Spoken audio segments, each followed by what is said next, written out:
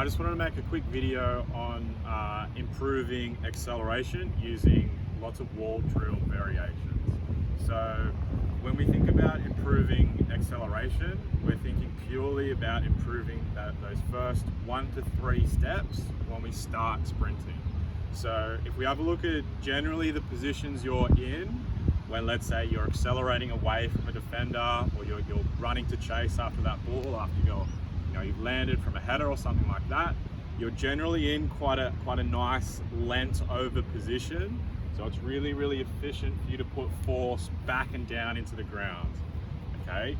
Now when we compare that to top speed running, we're really upright. We've got a really big kind of cycle action that's called heel recovery when we bring the heel through.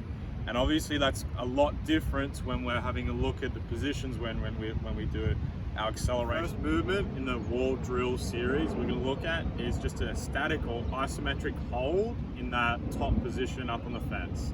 So when we're setting up on the fence, we want to make sure there's a nice lean forward, just enough so you can feel like you're putting force back and down into the ground. Okay.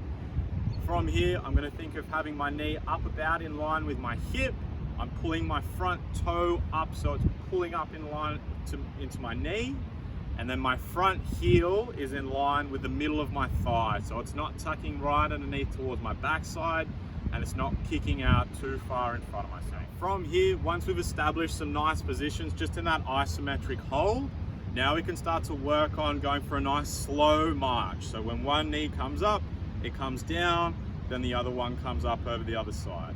When we do these, we don't want to really cycle the heel up like we would see in a full top flight sprint. Or we want to almost think of dragging those front toes along the ground. So we're not going straight over in that cycling motion. The foot's coming straight through. Okay, once we've established some nice positions here, when we slowly march our feet over, we can now start to add a little bit more speed. So this time we're going to think of really aggressively snapping each foot down and up. We want to make sure when we go for that snap, it's a straight exchange. So there's never a point where there's both feet on the ground at once.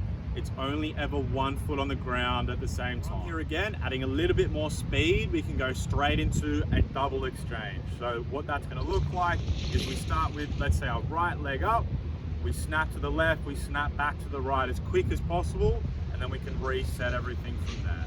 Again, this is working on that first 2 steps.